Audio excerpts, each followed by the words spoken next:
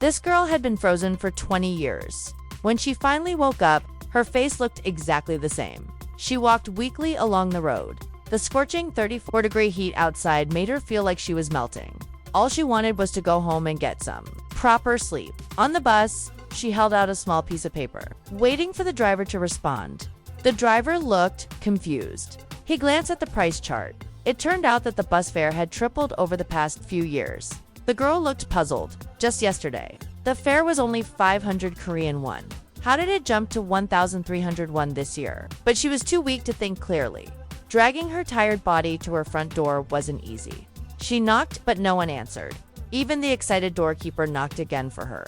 The girl opened the door with a hopeful heart. But inside, there were already strangers living there. She immediately thought her family had been evicted because they couldn't afford the rent. She pulled out her phone and tried calling her mother, but the phone was completely dead. It wouldn't turn on. Left with no choice, she went to a repair shop, but the technician looked at the device and told her that it had been out of production for over 10 years. It wasn't worth repairing anymore. The girl was shocked just a month ago. This phone was brand new, with no other options. She went to the police station to ask for help in contacting her family. The officers asked her to show them her ID. She opened her bag, pulled out a few old belongings, and handed over her identification card. Seeing the handwritten ID, the officers were stunned. Still, they checked the household registration information. To their surprise, the details were accurate. The police found a phone number registered under her mother's name. They called, but nobody answered. The girl had no choice but to leave a voicemail. "Mom, it's me. Where are you? I'm at the police station. Don't worry." She had been running around all day, but didn't find anyone she knew. Still clinging to hope, she decided to visit her university to look for her two best friends. When she arrived, she saw a large banner hanging outside. It read, "Welcome to the class of 2019. She sat down on a bench. Turning to a passing female student, she asked, "Excuse me, what year is it?" The girl replied, "It's 2019. 2019. She couldn't believe it. She'd only taken a nap.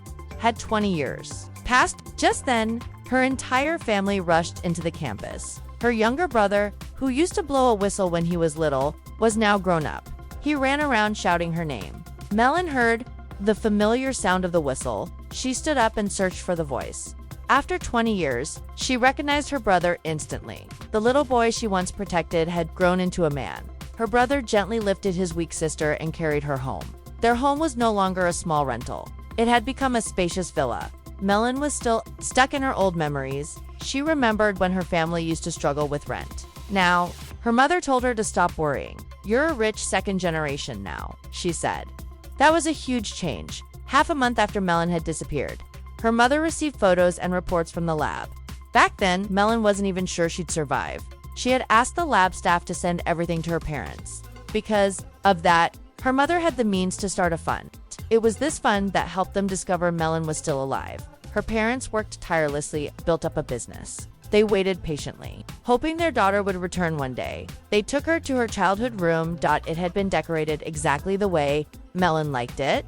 Everything was warm, neat, and full of love. It felt like she had never left.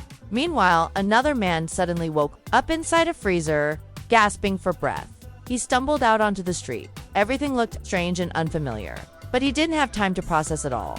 The 34-degree heat was too much for his cold body to handle. He staggered a few steps before blacking out. When he woke up, he was lying in a hospital bed. Doctors examined him thoroughly. His organs and body functions were normal, but his body temperature was an alarming 31.5 degrees Celsius. They tested him 6 times. No, humans should be alive at that temperature. Before the doctors could reach any conclusions, the man suddenly regained consciousness. He told them his name and the company he worked for. He urged the hospital to contact his colleagues and start filming immediately. His name was Akan. He was a top TV producer. To create a groundbreaking documentary, he had volunteered to join Dr. Wong's cryogenic experiment. He was frozen for 24 hours in a special chamber. If successful, the footage would shock the nation. But before he could say more, Akan collapsed again and stopped breathing. The doctors quickly contacted his coworkers and family using the information he provided. But when the colleagues picked up the phone, they were terrified. Dr. Huang, the one in charge of the experiment, had suffered an accident. Both frozen test subjects had vanished without a trace. To avoid scandal, the TV station had already destroyed all evidence of the experiment. They had publicly declared that Akan went missing after leaving the hospital. Now, things were getting complicated back at the hospital. Cries echoed through the hallway. Akan stared at the familiar face beside his bed. His mother's hair had turned completely white. His father, strangely, looked much younger. A woman he didn't recognize stood nearby, her eyes filled with tears. It was all too much to process. Then came the doctor's sudden exclamation. Everything felt upside down. Akan yanked out his phone and bolted from the hospital. Then he caught a glimpse of the wall clock. The year was 2019. He had only meant to sleep for a day. But 20 years had gone by. His family took him home. But to his shock, he saw his own photo outside their small pork chop shop.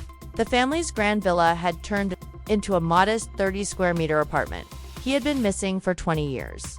His parents never gave up looking for him. Over time, their business collapsed. All their savings were spent trying to find their son.